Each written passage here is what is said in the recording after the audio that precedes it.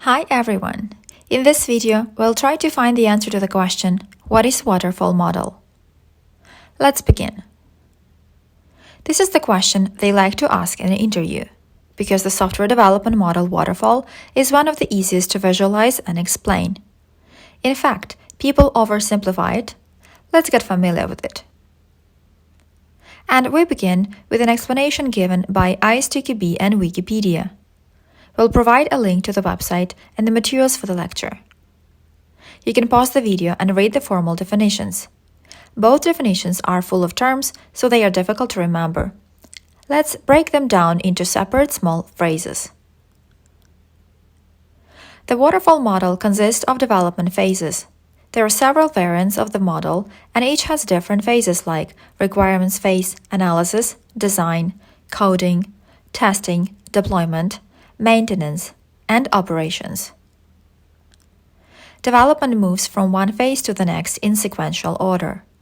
Some articles emphasize that every phase has to be completed before the next phase starts. Other articles highlight in some of the variations of the models there can be overlapping other phases. If we generalize, we can say that the output of one phase is used as the input for the next phase. To start the design phase, you need to have requirements. To start coding, you need to have the system design diagrams, and so on. Some variations of the model include returning to the previous phase once flaws were found in the downstream phase, or returning all the way to the design phase. And this one is the most important from a testing perspective. Let's illustrate it with a diagram. There are a lot of images of the waterfall model on the internet, but this one illustrated everything we mentioned before. We can see 7 development phases in total. The next phase starts once the previous phase is completed. If the flaw is found in the next phase, we return to the previous phase. As you can see, the testing phase happens very late. Because of that, requirement defects, design defects, and code defects can be found very late, and it would lead to redoing a lot of work. Another issue is that we are talking about the entire product. It is not a small feature, it is a product, so each phase can take months. From a testing point of view, this is a big problem. Let's say we have a team of developers, and we are already in the coding phase. Developers work on the product for 1 more month, the second month, third month, and half a year. Can you imagine how much code a team of 10 developers can write in half a year? This is a huge product. So half a year has passed and the developers have completed the coding phase. Now the whole product is moving into the new phase, the testing phase. We have a separate team that will test the product for 2 months.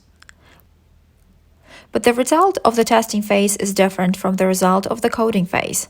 The product does not move to the next phase, it returns back to the developers, because the testers found many defects.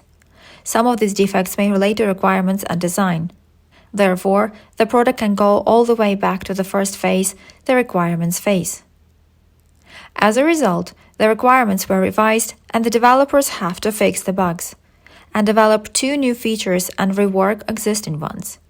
It will take 2 months. Then the product will be tested, which will take a month. By the time the product reaches the end users, it will already be obsolete. To be honest, we are not sure if that is what is really happening on the waterfall project. But according to articles, these are the key differences between waterfall and agile development.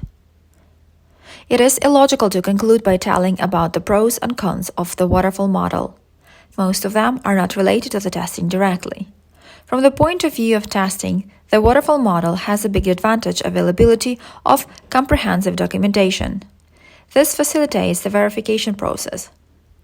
The biggest disadvantage from the testing perspective, as we mentioned, is that the testing happens very late in the development lifecycle, which leads to a lot of issues.